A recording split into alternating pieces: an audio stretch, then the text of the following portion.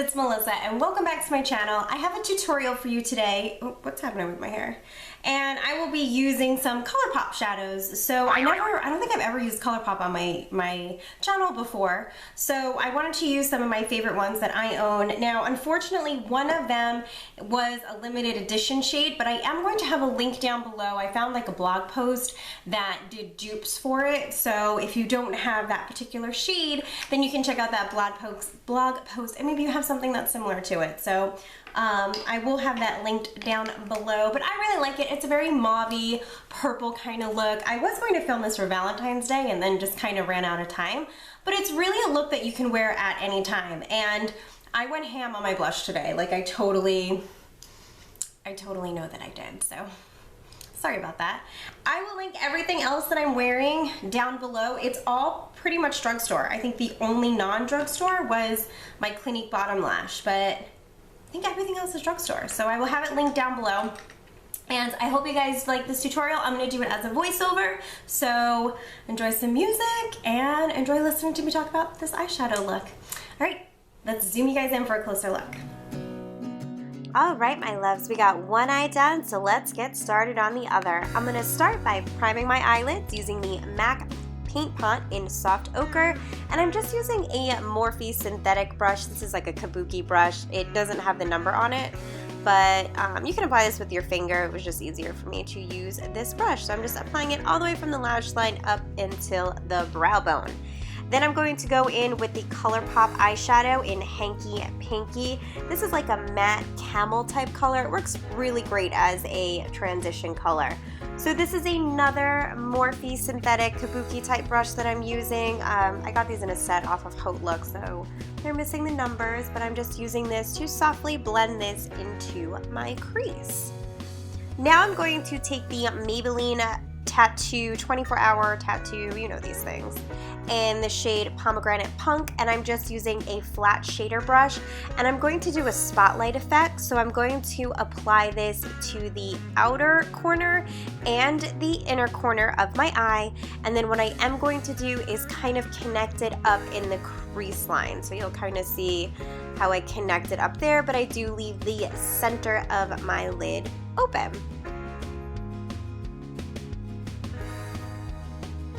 Okay, now I'm going to go in with the NYX Jumbo Eye Pencil, and this is in the shade Strawberry Milk. It's just a bright pinky color, and I'm going to apply this to that center part just to make it pop.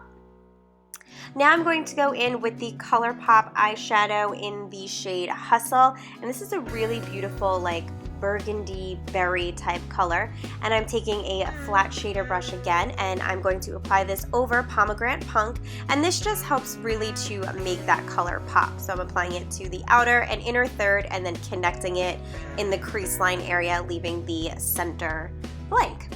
Okay, now I'm going in with this really beautiful shade. This is called Tinsel. This was from their Not a Box of Chocolate kit, which is I don't know if it's still available on their website, but I will have a link down below to a list of duplicates for it, or dupes.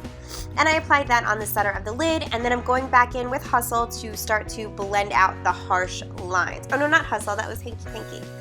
Now I'm going in with Drift, and this is a really beautiful reddish color, which can be kind of scary, but I'm going to use a light hand and go in with this e.l.f. blending brush, and I'm just going to start to mesh it into the darker colors on my lid and blending it up.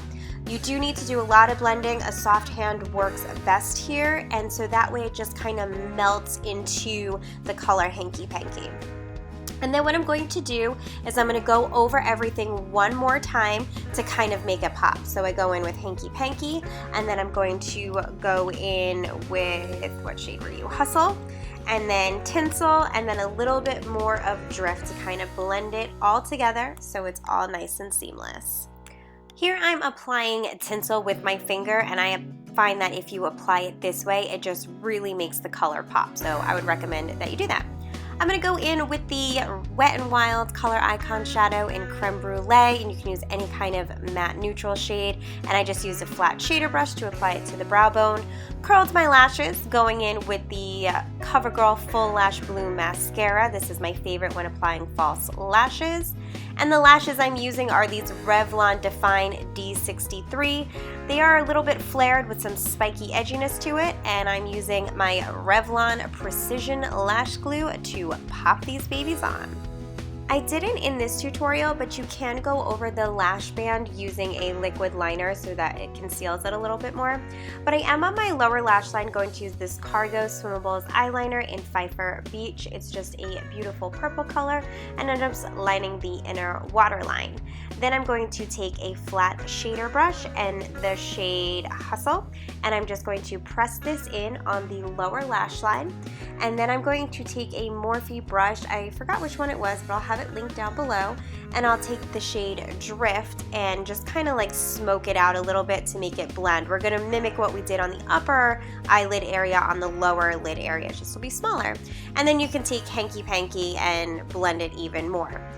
Then I'm going to take a small shader brush and I'm going to go in with the shade Tinsel. And I'm going to apply this just kind of in the center. You can't really see it, but it just gives a little bit of sparkle.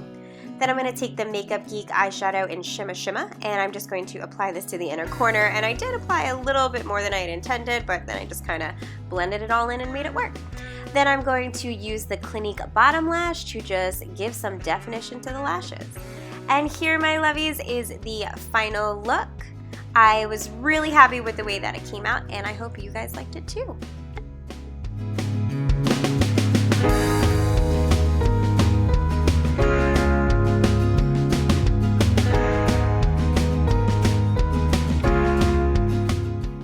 I hope you guys liked this tutorial using ColourPop eyeshadows. If you did, please be sure to give it a giant thumbs up. It truly helps me out.